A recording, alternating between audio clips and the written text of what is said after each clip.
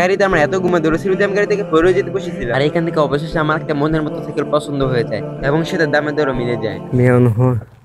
আমি এখন খুবই ক্লান্ত হয়েছে, আমার ক্লান্ত লাগতেছে।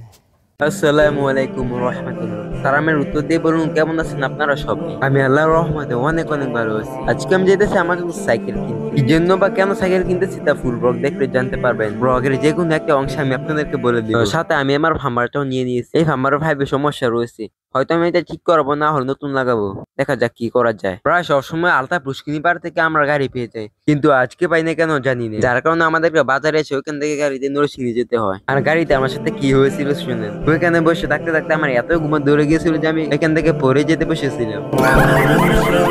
নরসিংদী এসে আমরা অনেক ঘোরাঘুরি করার পর আমরা এই দোকানে এসে এই সাইকেলটা পছন্দ করি। আমি দোকানদার আঙ্কেলকে 2 সাসপেনশন ওয়ালা সাইকেলের ছবি দেখেছিলাম, তারপর তিনি আমাকে এই সাইকেলটা দেখান। সাইকেলটা দেখে আমার পছন্দ হয়েছিল, কিন্তু এই সাইকেলের মধ্যে কিছু সমস্যা রয়েছে। এই যে দেখুন এখানে রঙের কি অবস্থা, আবার এই যে এখানে দেখুন কি রঙের অবস্থা, দেখতে পাচ্ছেন?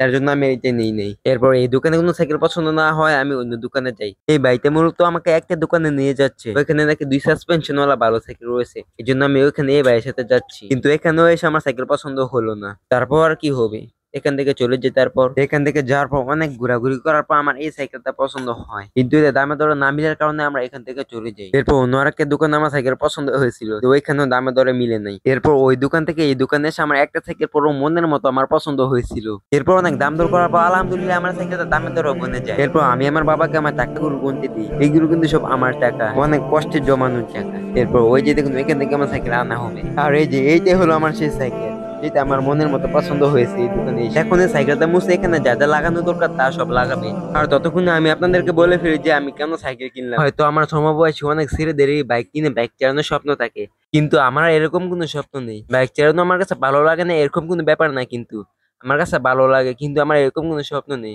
আমার স্বপ্ন হচ্ছে একটা সাইকেল কিনা, যেটা আলহামদুলিল্লাহ আজকে পূরণ হলো। ভেবেছিলাম যে 2 সাসপেনশন ওয়ালা সাইকেল কিনবো, কিন্তু বাংলার মধ্যে 2 সাসপেনশন ওয়ালা সাইকেল পাই না। সাইকেল গুলো অনেক পুরনো পুরনো লাগে, এর জন্য আর ওইগুলো নেই নাই। কিন্তু এই সাইকেলটা আমার কাছে ভালো লেগেছে, আর দেখতে দেখতে কিন্তু আমার সাইকেলে সবকিছু লাগানো সম্পূর্ণ হয়ে গেছে। এরপর আমি আমার সাইকেল চাইলে বাড়িতে যেতে থাকি, আর এখানে অনেক গাড়ি, যার জন্য আর এখানে ভিডিও করলাম না। আমি চাই না কেন, নতুন সাইকেল থেকে আরো অনেক হাঁপাই গেছি। তখন আমি এসে না ঘুরিয়ে কান্দি ব্রিজে, বুঝতে পারতেছেন আবার গেছি নাগরকান্দি ব্রিজে, এখন বর্তমানে আছি। অনেক ক্লান্ত হয়ে যাওয়ার কারণে আমি এখানে দাঁড়িয়ে কিছুক্ষণ বাতাস খেলাম।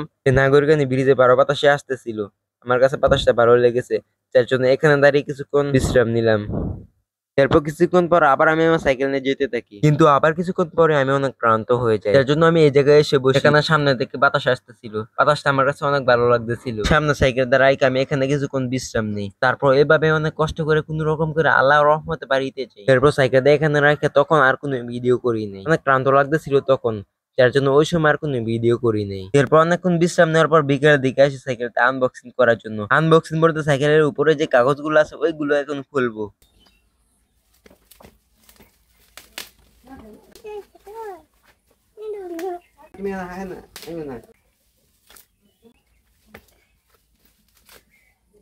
সাইকেলের কাগজগুলো সব খোলার পর আমি দেখতে পেলাম এখানে রং নেই, তখন কাগজের জন্য দেখতে পাইনি, কি আর করার, ধরা খেয়ে গেলাম। আপনারা কোনো কিছু কেনার আগে সবসময় ভালো মতো দেখে নিবেন, নাহলে আমার মতো আপনারা ধরা খেতে পারেন। তো আজকের ব্লগ এই পর্যন্ত। এই ভালো লাগলে লাইক দিয়ে দিন, আর আরো এরকম ব্লগের জন্য সাবস্ক্রাইব করে দিন।